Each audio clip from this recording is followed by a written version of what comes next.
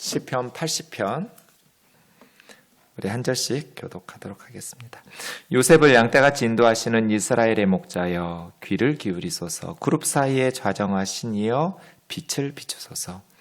에브라임과 베냐민과 므낫세 앞에서 주의 능력을 나타내사 우리를 구원하러 오소서.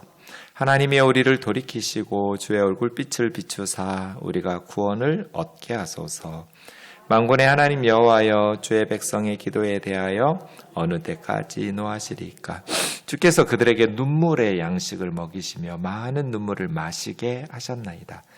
우리를 우리 이웃에게 다툼거리가 되게 하시니 우리 원수들이 서로 비웃나이다. 만군의 하나님이여, 우리를 회복하여 주시고 주의 얼굴의 광채를 비추사 우리가 구원을 얻게 하소서. 주께서 한 포도나무를 애굽에서 가져다가 민족들을 쫓아내시고 그것을 심으셨나이다. 주께서 그 앞서 가꾸셨으므로 그 뿌리가 깊이 박혀서 땅에 가득하며 그 그늘이 산들을 가리고 그 가지는 하나님의 백향목 같으며 그 가지가 바닥까지 뻗고 넝쿨이 강까지 미쳤거늘 주께서 어찌하여 그 담을 허시사 길을 지나가는 모든 이들이 그것을 따게 하셨나이까? 숲속에 멧돼지들이 상해하며 들짐승들이 먹나이다. 만군의 하나님이여, 구하옵나니 돌아오소서. 하늘에서 굽어보시고 이 포도나무를 돌보소서. 주의 오른손으로 심으신 줄기요, 주를 위하여 힘있게 하신 가지니이다. 그것이 불타고 배임을 당하며 주의 면책으로 말미암아 멸망하오니 주의 오른쪽에 있는 자 곧 주를 위하여 힘있게 하신 인자에게 주의 손을 얹으소서. 그리하시면 우리가 주께서 물러가지 아니하오리니 우리를 소생하게 하소서. 우리가 주의 이름을 부르리이다. 같이요. 만군의 하나님 여호와여, 우리를 돌이켜 주시고 주의 얼굴의 광채를 우리에게 비추소서. 우리가 구원을 얻으리이다. 아멘. 시편은 제가 늘 말씀드리듯이 이 시인이 자신들의 문제를 하나님 앞에서 성찰하면서 기도하거나 고백하거나 찬송하거나 이거잖아요. 그래서 이 시편 80편 아삽의 시인데 여기도 지난 주일 79편하고 같아요. 원래 아삽이라는 사람은 다윗 시대의 찬양대장 3명 중에 한 사람이에요. 그런데 오늘 본문 내용도 보면 나라가 멸망한 거거든요. 다윗 시대에 나라가 멸망하지 않고 몇백 년 후에 다윗은 1010년에서 970년까지 40년 왕 위에 있었거든요. 그러니까 예수님보다 1000년 전에 왕이었던 사람이 다윗이에요. 네, 예루살렘의 멸망은 586년이잖아요. 기원전, 주전. 그래서 다윗이 통치하고 한 400~500년 후에 유다가 멸망하니까요. 여기 나오는 아삽은 다윗 시대의 아삽의 후손이겠죠. 네. 어쨌든 그 상황 속에서 하나님 앞에 부르짖는 이 시편 80편 저자가 하나님 앞에 나라가 멸망하고 무너진 상황에서 무슨 기도하겠어요? 하나님, 우리 좀 구원해 주세요. 하나님, 우리를 건져주세요. 회복시켜주세요. 이게 시편 80편 저자가 하나님에게 하고 싶은 메시지였어요. 그래서 회복하려면 어떻게 해야 되는가? 지금 우리에게 가장 중요한 단어가 회복 같아요. 저는 이 시기에 지금 팬데믹이 이제 엔데믹으로 전환하면서 일상으로 복귀하려고 준비 중에 있는 것 같아요. 네, 나라마다 지역마다 조금씩 차이도 있고 대응하는 국가의 방식도 다르지만 어쨌든 세계적인 추세는 이제는 다시 드디어 일상으로 회복하는 과정 속에서 중요한 것이 회복이라는 단어거든요. 그럼 회복이 뭘까? 제가 생각하는 회복은 본질을 회복하는 거거든요. 그래서 뭔가 새로운 걸 시작하는 게 아니라 과거로 돌아가서 교회의 본질이 뭐냐? 예수님이 말씀하신 교회가 뭐냐? 목회의 본질이 뭐고 신앙의 본질이 뭐냐? 그것을 회복하는 것이 필요할 것 같고 그를 위해서 가장 중요한 것이 말씀을 회복하고 예배의 감격을 회복하는 것 아닐까? 그런 생각 들거든요. 그래서 나라가 멸망했어요. 위기 상황이에요. 그 상황에서 시편 79편, 80편, 시편 80편 이런 저자들이 하나님 앞에 회복시켜달라고 구원해달라고 기도할 때 무엇이 필요한가, 어떤 식으로 회개기도하고 무엇을 간구해야 하는지를 말씀을 통해서 우리가 알 수 있어요. 1절부터 보겠습니다. 요셉을 양떼같이 인도하시는 이스라엘의 목자여. 양들은 참 연약하고 또 기억력도 좋지 않다고 그래요. 네, 그렇게 다른 동물들처럼 자기를 보호할 수 있는 날카로운 뿔이, 우리 평창 목사님 그랬잖아요. 양뿔은 밖으로 공격용이 아니라 안으로 꼬아져가지고 이거 어디다 써먹냐고. 자기를 보호할 수 있는 빠른 발이 있는 것이 또 아니고, 그렇다고 해서 머리가 좋아가지고 잘 도망가고 잘 기억한 것도 아니고 진짜 기억력이 나쁘대요. 그래서 양에게 꼭 필요한 것은 목자죠. 목자. 맹수들의 밥이 되지 않으려면 양에게는 목자가 필요해요. 요셉이라고 이스라엘을 한 거예요. 2절에는 에브라임, 베냐민, 므낫세 해가지고 이스라엘의 다 라헬의 자손이죠. 라헬이 요셉과 베냐민을 낳았고 요셉은 에브라임과 므낫세를 낳았는데 이 시편 80편에 나오는 요셉, 에브라임, 베냐민, 므낫세는 다 라헬의 자손들이라는 공통점이 있네요. 어쨌든 여기서는 꼭 그 네 지파 사람들만을 의미하는 것이 아니라 이스라엘 전체를 이렇게 부르겠죠. 요셉을 양떼같이 인도하시는 이스라엘의 목자요. 누구예요? 하나님이죠.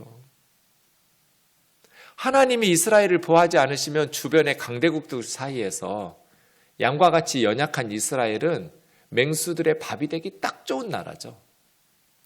그래서 이스라엘에는 목자이신 하나님이 필요한 거죠. 그러면 부족함이 없죠. 여호와는 나의 목자이시니 내가 부족함이 없으리로다. 이스라엘의 목자이신 하나님 앞에 기도하면서 귀를 기울이소서. 그룹 사이에 자정하시니여 빛을 비추소서.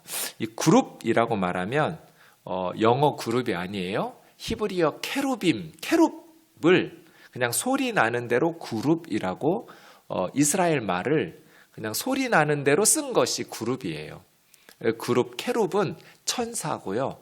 복수 형태가 되면 이임이 끝에 붙으니까 케루빔 해야 돼요. 여기도 케루빔 사이에 좌정하신 이 케루빔 천사가 어떤 천사냐면 지성소 안에 언약궤가 있잖아요. 제 그림으로 그려왔어요.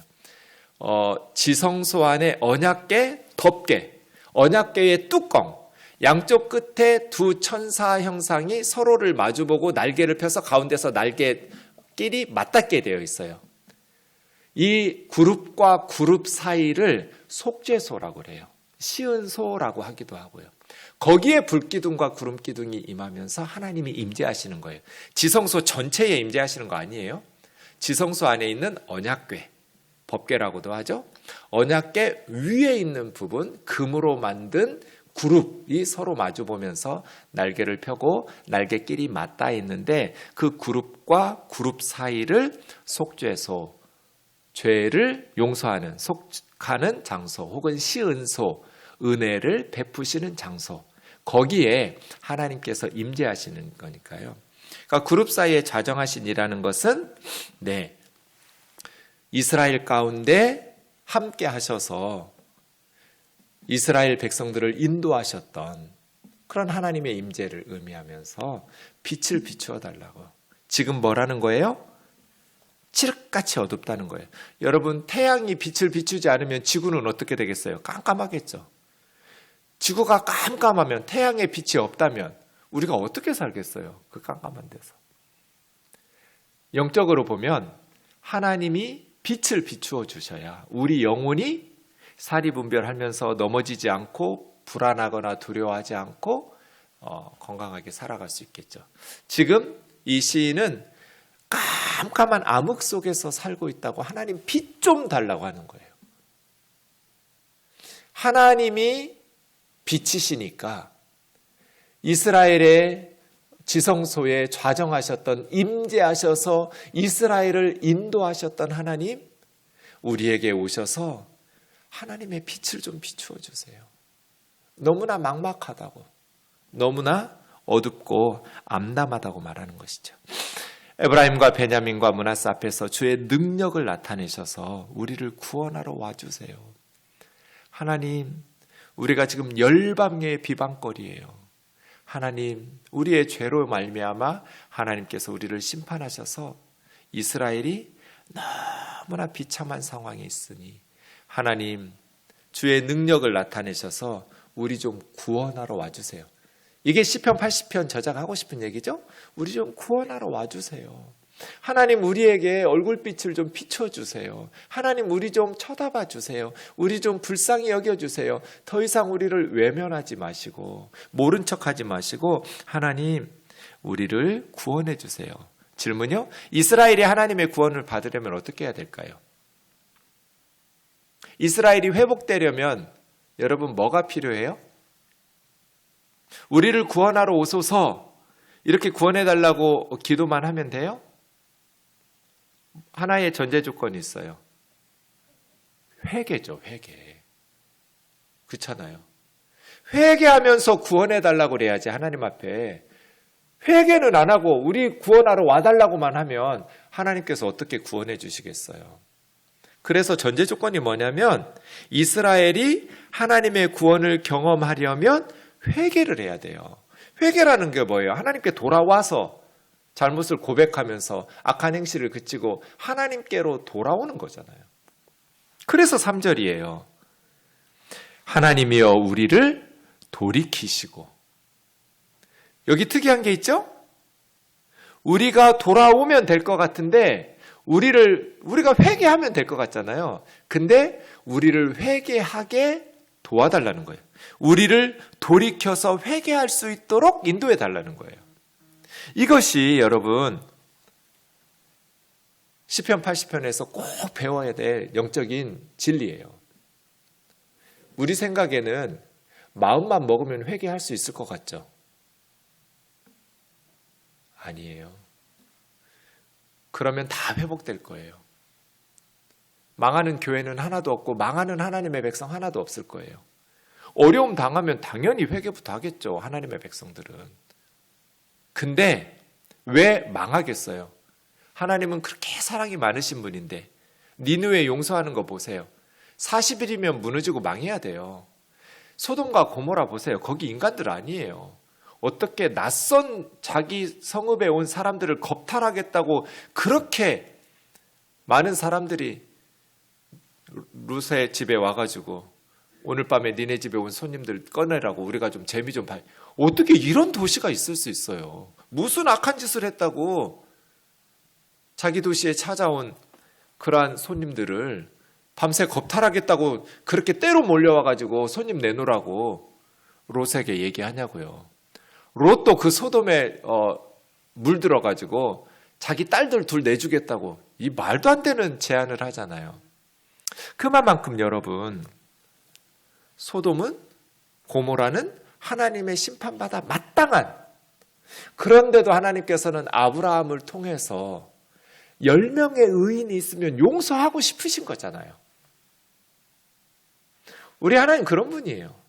나는 악인이 그들의 악한 행실 때문에 멸망하는 것을 조금인들 기뻐하랴. 조금도 하나님은 악인들이 망하는 것을 기뻐하지 않으세요. 돌이켜 사는 것을 내가 어찌 기뻐하지 아니하랴. 어떠한 악인이라도 회개하고, 그런 하나님인데 왜 멸망하냐고요. 하나님의 백성들이 회개를 안 하기 때문이거든요. 그래서 3절이 중요한 기도예요. 우리를 돌이켜달라고. 예레미야 선지자가 시편 80편의 마지막 19절도 사실은 3절하고 똑같은 내용이고요. 예레미야 선지자가 31장 18절 하반절에 주는 나의 하나님 여호와시니 나를 이끌어 돌이키소서 그리하면 내가 돌아오겠나이다. 그래서 여러분 이 기도 해야 되는 거예요. 하나님, 내가 맘만 먹으면 언제든지 회개할 수 있는 게 아니거든요. 나를 이끌어 돌이키소서. 그러면 내가 하나님께로 돌아가겠습니다. 내게 회개의 영을 부어주세요. 그래서 우리 찬송 애통하며 회개할 맘 충만하게 하소서. 그게 좋은 기도예요. 여러분 회개해야 될 것 같은데 안 하잖아요. 뭐 세습하면 어때?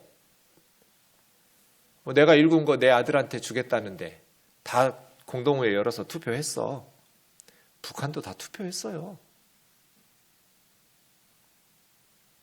북한의 그 악한 세습이 그들의 법대로 보면 다 합법적으로 진행했어요.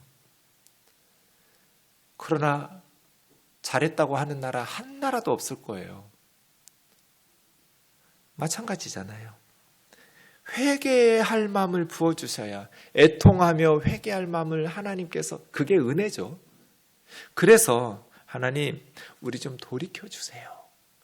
우리 회개할 수 있게 해주세요 하는 거예요. 그래야 주의 얼굴빛을 비추셔서 우리를 구원해 주실 거거든요. 니느웨처럼 회개를 해야 하나님께서 얼굴빛을 비추어 주셔서 우리를 구원해 주실 테니까 하나님 우리 돌이켜 주세요. 그래서 늘 하나님 앞에서 우리 목회자들이, 우리 교회 리더들이, 또 우리 가족들이, 우리 국가 지도자들이 겸손하고 정직하게 회개하게 해달라고. 늘 자신을 성찰하면서 말씀의 거울에 비추어 보면서 하나님 앞에서 회개하고 하나님의 긍휼을, 자비하심을 간구하며 살아가게 되는 것. 4절입니다. 만군의 여호와여, 주의 백성의 기도에 대하여 어느 때까지 노하시리이까? 어느 때까지? 하나님은 천만 대군을 호령하시는 만군의 여호와잖아요. 누가 이겨요 하나님을? 바벨론 군대가 어떻게 하나님을 당해내겠어요? 그런데 하나님께서 기도에 응답하지 않으시기 때문에 계속해서 노예로 끌려가서 포로로 비참한 삶을 살고 있는 거잖아요. 주께서 우리에게, 주의 백성에게 눈물의 양식을 먹이시며 많은 눈물을 마시게 하셨나이다. 나라가 망하고 가족이 죽고 노예로 포로로 끌려와서 예전 생각하면 너무나 가슴 아프죠. 회당에 다니거나 성전에 가서 하나님을 마음껏 찬양하고 예배하고 가족들이 단란하게 모여서 식사하고 그랬던 자유로웠던 삶이 이제는 죽임을 당하고 집은 불타고 먼 이방의 나라에 끌려와서 눈물의 양식을 먹고 많은 눈물을 마시게 하시는. 네. 그래서 사실은 하나님께서 은혜를 베푸실 때 말씀에 순종하면서 바르게 살아야 돼요. 그럼 생수를 마실 텐데 눈물의 양식을 마시는. 우리를 우리 이웃에게 다툼거리가 되게 하시니 이게 뭔 말일까요? 이스라엘 이웃은 주변 나라들이겠죠? 이스라엘 주변 나라 사람들이 다툼거리가 됐대요. 이스라엘이. 누가 먹을까 서로 다투고 있다는 거잖아요. 야, 저 이스라엘 먹자. 아니야, 내가 먹을 거야. 아니야, 내가 먹을 거야. 나라가 망하니까 주변 나라들이 이스라엘을 놓고 서로 먹으려고 다투고 있는 거예요. 참 비참하죠. 주변 나라 사람들이 우리 이스라엘을 서로 먹으려고 자기들끼리 다투고 있습니다. 그러면서 우리 원수들이 서로 우리를 비웃나이다. 조롱하고 멸시하고 비웃고 우리는 너무나 고통스러운데 조롱하면서 웃는 그들의 모습을 보는 건 더 비참하겠죠? 만군의 하나님이여 우리를 회복하여 주시고 주의 얼굴의 광채를 비추사 우리가 구원을 얻게 하소서. 네, 시편 80편의 주제는 이거예요. 하나님 우리를 구원해 주세요. 우리를 회복시켜 주세요. 그러기 위해서 우리를 회개시켜 주세요. 하나님께로 돌이키게 해주세요. 하나님, 주의 얼굴의 빛을 우리에게 비추어 주셔서 이 칠흑 같은 어둠을 벗어나게 해달라고. 8절에서부터 이제 또 과거 이야기를 하나님 앞에 합니다. 주께서 한 포도나무를 애굽에 가져다가 민족들을 쫓아내시고 심으셨나이다. 포도나무는 무엇을 상징할까요? 이스라엘이죠. 애굽에서 가져다가 심었으니까 민족들을 쫓아내시고, 이건 가나안 7족속이겠죠. 가나안 족속, 여부스 족속, 히위 족속 하면서 가나안의 족속들을 쫓아내시고 한 포도나무를 애굽에서 가져다가 출애굽해서 심어 놓으셨습니다.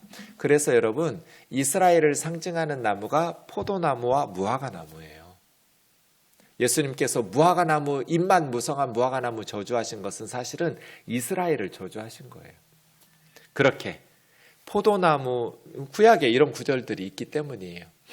포도나무를 심었습니다. 9절, 주께서 그 앞서 가꾸셨으므로 뿌리가 깊이 박혀서 땅에 가득하며, 애굽에서 포도나무 갖다가 가나안 땅, 젖과 꿀이 흐르는 약속의 땅에 심으실 때 심기 전에 그 앞서서 그 땅을 가꾸신 거예요.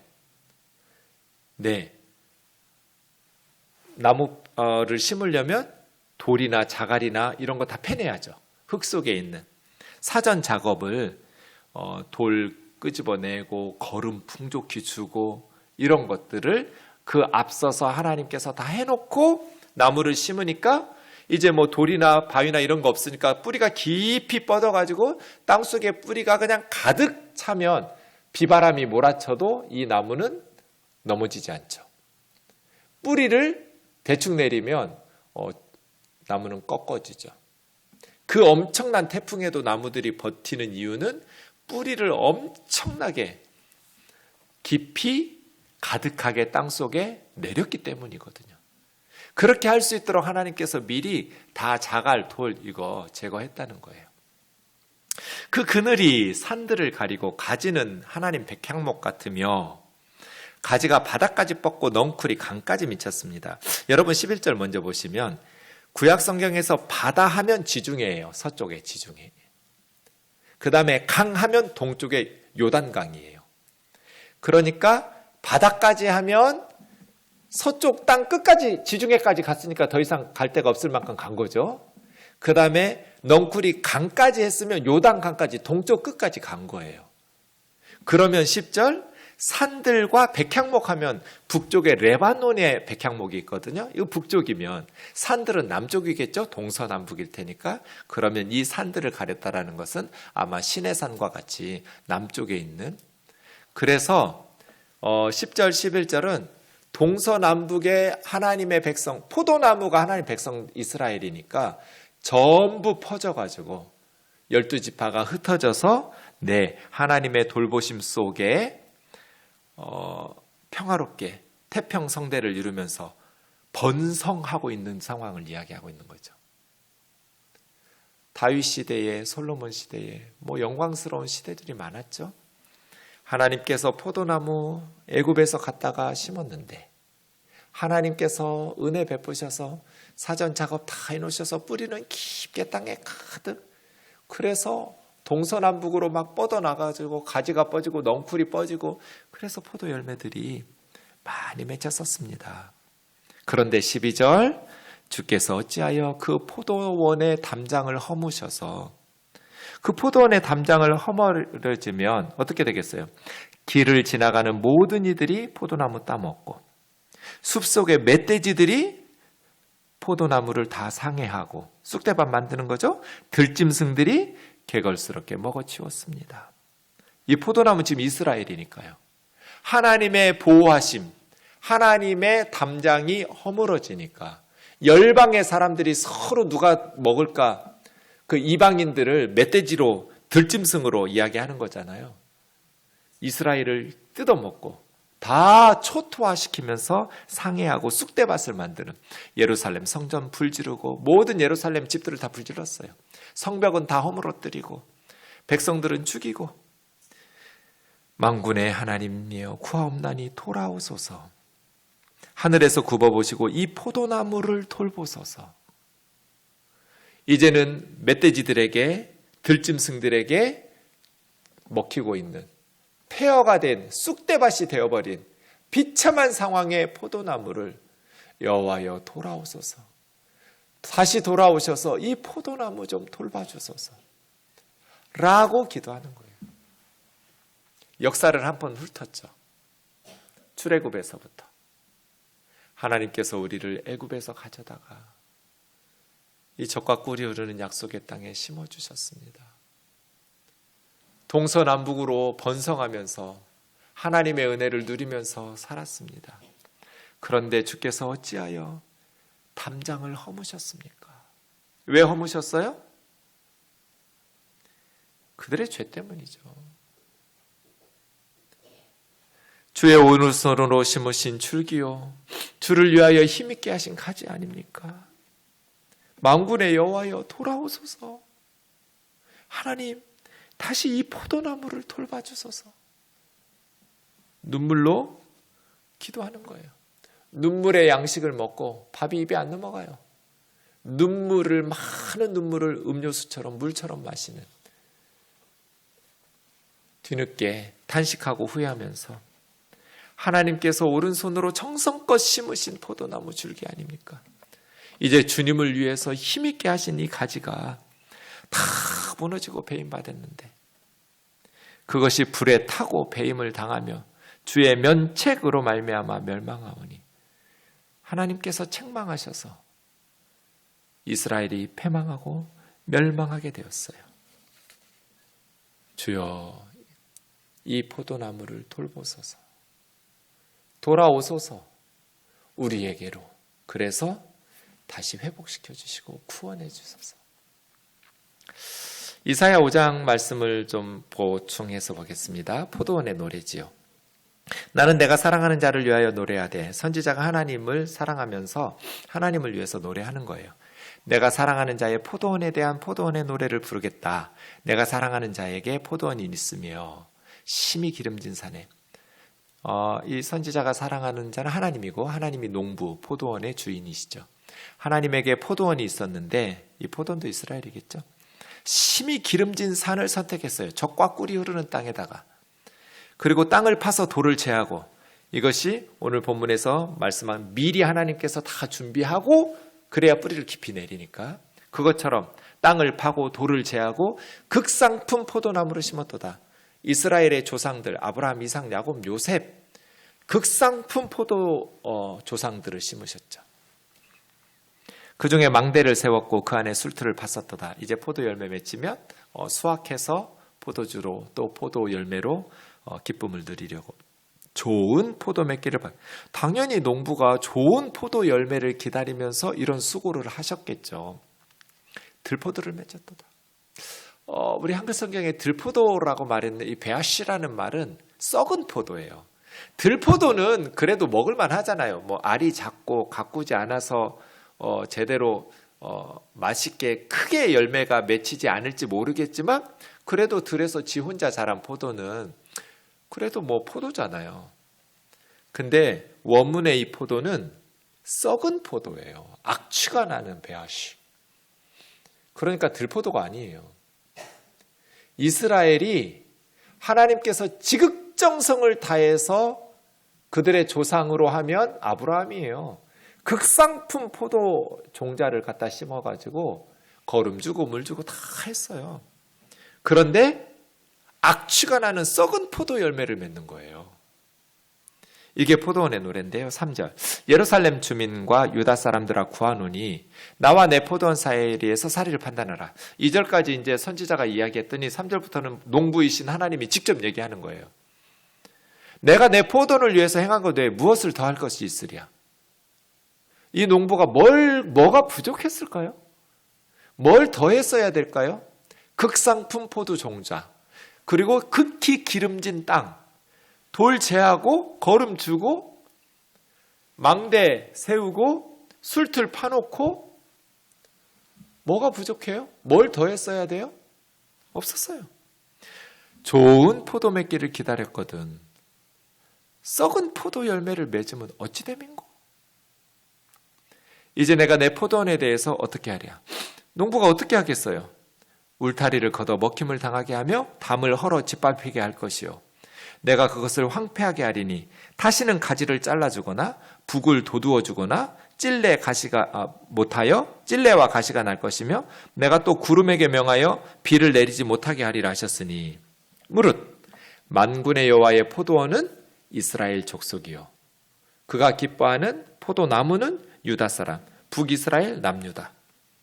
하나님께서 바랬던 좋은 포도 열매는 뭐예요? 정의와 공의. 그들이 만들어냈던 들포도, 썩은 포도는 뭐예요? 포악과 부르짖음. 하나님께서 왜 적과 꿀이 흐르는 땅에 지극정성을 다해서 그 사람들에게 은혜를 베푸시면서 많은 민족들을 쫓아내고 거기다가 포도나무 심어놨겠어요? 정의와 공의. 정의와 공의가 뭐예요? 하나님의 말씀에 순종하는 삶이잖아요. 하나님의 뜻대로, 하나님 말씀대로, 모세를 통해서 주신 율법대로 순종하면서 하나님의 의로운 백성답게 살아가는 거잖아요. 이거를 바랬더니 다른 나라보다 더 썩은 냄새가 나는 거예요. 포악과 부르짖음. 포악은 연약한 사람들의 것을, 그들의 권리를 착취하기 위해서 폭력을 행사하는 걸 포악하다고 그래요.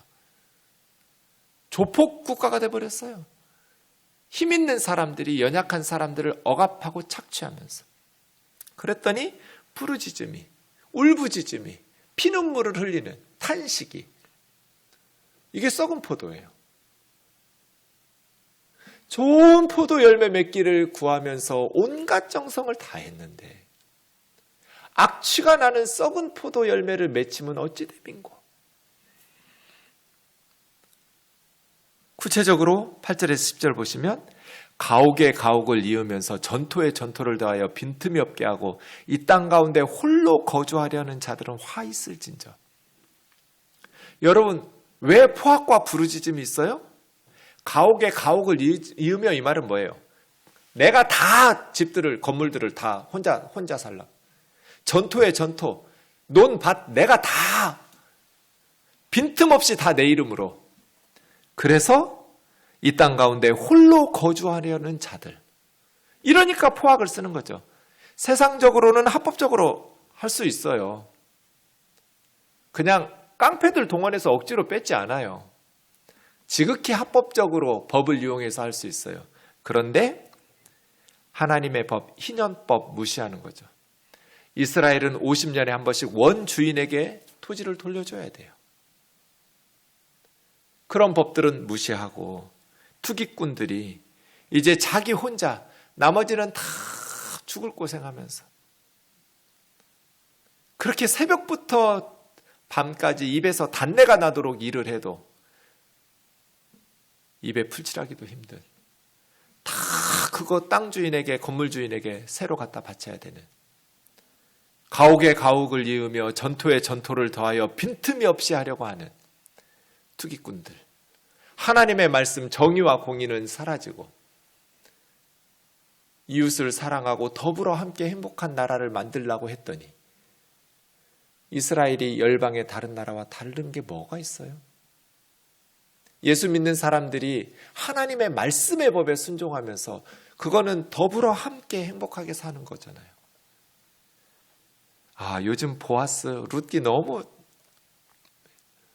전 막 잠자는 게 아까워요. 룻기 때문에. 오늘 또 새벽 2시 반인가 교회 나왔어요.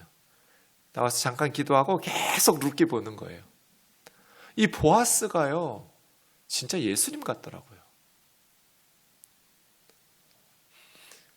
유력한 부자예요. 그런데 절망적인 나오미와 룻에게 너무나 풍성하게 베풀어요. 하나님께서 이런 거 보기를 원하신 거죠. 그렇게 살라고 힘을 주신 거잖아요. 유력한 자를 만들어 주신 거예요. 그런데 이사야 시대에 나라가 왜 망해요? 예루살렘 성전이 왜 불타요? 가옥에 가옥을 이으며 전토에 전토를 더하여 빈틈없이 자기 홀로 거주하려는 것처럼 살아가는 자들. 그럼 결국 어떻게 되겠어요? 만군의 여호와께서 내 귀에 말씀하시되 정령이 허다한 가옥이 황폐하고 크고 아름다울지라도 거주할 자가 없다. 나라 망한다는 뜻이죠. 결국 바벨론 군대에 의해서 나라 망한다는 거잖아요. 이렇게 경고했는데 말씀 안 듣고 순종 안 하다가 선지자들을 통해서 주시는 하나님의 말씀 무시하다가 시편 80편 부르고 있는 거잖아요. 망하기 전에 하나님께서 선지자들 보내서 이렇게 말씀하셨는데 말씀 안 듣다가 이제 하나님께서 포도원 담장을 허물어 버리니까 이방의 멧돼지들이 오고 들짐승들이 와가지고 예루살렘 성전 불태우고 다 이스라엘 백성들 죽이신 거잖아요. 그리고 그 후손들을 이역만리 이방의 땅으로 데려가서 노예로 부려먹고 있으니까 시편 80편 부르는 거잖아요. 그 자녀들이. 열흘가리 포도원에 겨우 포도주 한 바트. 열흘을 갈아야 돼요. 넓은 땅이죠. 10일 동안 갈아야 될 큰 땅을 갈아서 포도원을 갖고 왔는데 한 바트는 21리터에서 23리터예요. 그냥 뭐 2리터짜리 10개? 망한 거죠. 열흘 포도를 갈았는데 2리터짜리 포도주 10개 나오면 망한 거 아니에요? 한 호멜의 종자를 뿌려도 간신히 한 에바가 나리라. 여러분 10에바가 1호멜이에요. 그러면 씨앗을 한 호멜을 뿌렸는데 열매를 10분의 1 거두어요. 이런 농사를 왜 지어요? 종자는 10가마 뿌렸는데 열매는 추수는 한 가마 거둬요. 농사 지을 사람은 하나도 없어요. 한 가마 뿌리면 10가마를 거둬야 농사를 짓죠. 이게 반대로 됐잖아요. 한 호멜의 종자, 이게 220리터거든요. 그의 10분의 1, 22리터가 1에바예요. 그럼 10배의 종자를 뿌렸는데 거두기는 10분의 1밖에 안 해. 그래서 나라 망한 거예요. 한국교회는 어떨까요? 대한민국은 어떨까요? 한순간이에요. 한순간에 무너져요. 하나님께서 치시기로 작정하시면 하나님이 오래 참으시잖아요. 하나님이 오래 참으실 때 우리는 뭐 해야 돼요? 말씀에 귀 기울이면서 회개해야 돼요. 시편 80편 마지막 부분 17절 주의 오른쪽에 있는 자 곧 주를 위하여 힘있게 하신 인자에게 주의 손을 얹으소서. 이 인자는 예수님이고 메시아이고 또 메시아와 같은 어떤 리더들 이야기하는 것 같아요. 오른쪽에 있는 자 베냐민이 오른손의 아들이거든요. 벤 아들, 야민 오른손. 오른쪽에 있는 자, 주를 위하여 힘있게 하신 자. 그러니까 하나님의 자기들을 그렇게 이스라엘을 하나님의 오른쪽에 있는 주를 위하여 힘있게 하신 인자라고 보는 거예요. 주의 손을 얹으소서. 그래서 이스라엘 백성들에게 하나님이 덮어주세요. 주의 손으로. 근데 그걸 사실은 메시아를 통해서 예수 그리스도를 통해서 이루시는데요. 그리하시면 우리가 주에게서 물러가지 아니하오리니 우리를 소생하게 하소서. 절대로 이제는 딴 길로 가지 않을 거예요. 주님 곁에 딱 달라붙어서 순종하면서 살게요. 하나님 우리를 회복시켜 주세요. 우리가 주님의 이름을 부르면서 주님에게만 예배하지 절대로 우상의 이름을 부르면서 우상 숭배하지 않을 거예요. 주님 곁에서 물러가지 않고 절대로 딴 길로 가지 않을 테니까 하나님 우리를 소생시켜 주세요. 다시 살려주세요. 만군의 하나님 여호와여 우리를 돌이켜 주세요. 회개하게 해주세요. 주님의 얼굴의 광채를 우리에게 비추어 주세요. 그러면 우리가 주님의 구원을 얻을 겁니다 하고 시가 끝나요. 그래서 3절에서 얘기했던 우리를 돌이켜 주세요가 마지막 19절에 반복되고, 그러면 하나님께서 하나님의 얼굴을 빛을 하나님 얼굴의 광채의 빛을 우리에게 비추어 주셔서 이 암흑 어둠이 물러가고 우리는 구원을 얻고 회복이 될 것입니다. 그를 위해서 하나님 우리를 하나님에게로 돌이켜 주시고 하나님도 우리에게 돌아와 주세요. 지금 우리가 영적으로 보면 위기적인 상황에서 교회의 위기고 국가의 위기이기도 해요. 북한은 핵무기 만들고 있고 주변 나라들은 지금 엄청난 경쟁에 이제 어려움이 처하면 국가가 돈이 없어요. 나라들이 코로나 상황에 국가가 가진 재정을 빚을 얻어가지고 쏟아 부어가지고 경기부양했어요. 그런데 그게 심각한 지금 남미 아르헨티나나 브라질 부도 직전이에요. 국가들 위기예요. 왜냐하면 더 이상 경제를 지탱할 수 있는 자원이 없어요. 우리나라도 엄청 아직은 이번 정부 엄청나게 돈 쏟아 부었어요. 다음 정부도 돈 엄청 쏟아 부을 거예요. 윤석열 정부도. 방법이 없으니까요. 그런데 그 다음은 돈 쓸 돈이 없어요. 국가가. 국가 부채가 너무 많이 늘어났어요. 어려움 속에서 지금은 우리가 하나님 앞에 부르짖고 정말 하나님의 말씀 앞에 교회가 건강하게 세워져야 나라가 건강하게 세워지고 회복이 되잖아요. 그러려면 먼저 우리가 하나님 우리를 돌이켜 주세요. 하나님에게로 우리를 회개하여 돌아오게 해주세요. 그래서 하나님 우리에게 돌아와 주시고 우리를 다시 회복시켜 주시고 구원해 주시고 소생시켜 주세요. 교회가 그렇게 부흥하고 교회의 젊은이들이 주일학교가 다시 회복되어야 우리 미래와 우리 국가에 하나님께서 다시 부흥케 하고 주님 오시는 이 마지막 시기에 온 열방을 향해서 선교 한국으로 쓰임받을 수 있는 축복의 통로가 되는 한국교회와 선교 한국이 되지 않을까요? 저 북한을 복음으로 통일시키고 북녘의 동포들에게 예수 그리스도의 복음으로 회복시키는 힘이 우리에게 있어야 우리의 시대적 사명을 감당할 수 있는 거잖아요.